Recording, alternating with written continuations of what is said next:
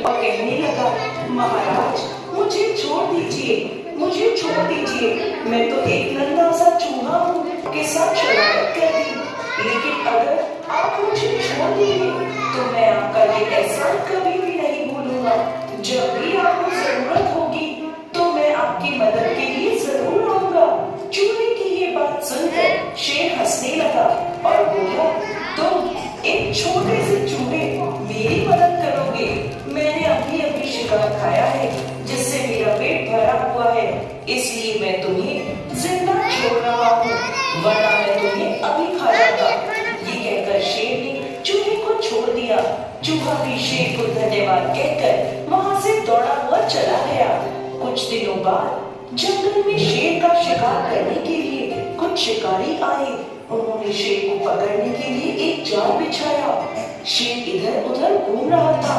घूमता हुआ वो शिकारियों के बिछाए हुए जाल में फंस गया। शिकारी शेर को जाल में फंसा देखकर गांव से पिंजरा लेने के लिए चले गए। शेर जाल में फंसा हुआ बहुत जोर जोर से दहाड़ने लगा। शेर की दहाड़ उस चूहे ने और जंगल के दूसरे जानवरों ने भी सुनी। चूहे ने जंगल के दूसरे जानवरों से शेर की मदद करने के लिए कहा। जब वो शेर के पास पहुंचे, शेर को जाल में फंसा हुआ देखकर चूहे को एक आइडिया आया। चूहे ने उस जाल के ऊपर चढ़कर अपने तेज दांतों से जाल को जल्दी जल्दी काटना शुरू कर दिया। थोड़ी ही देर में उसने जाल को काट दिया, जिससे शेर जाल से मुक्त हो गया। इसके बाद शेर ने चूहे को धन्यवाद किया।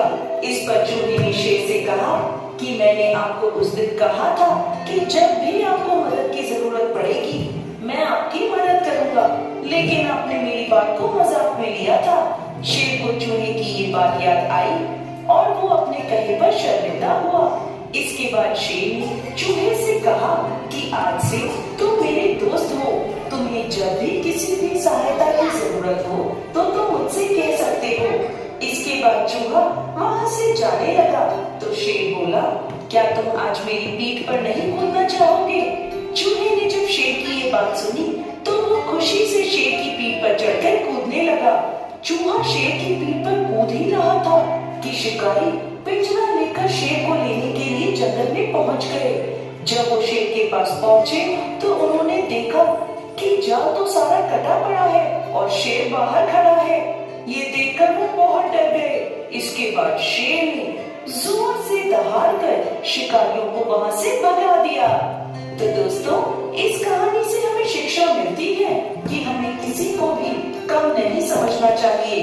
कुछ नहीं पता किस वक्त में कौन हमारे काम आ जाए।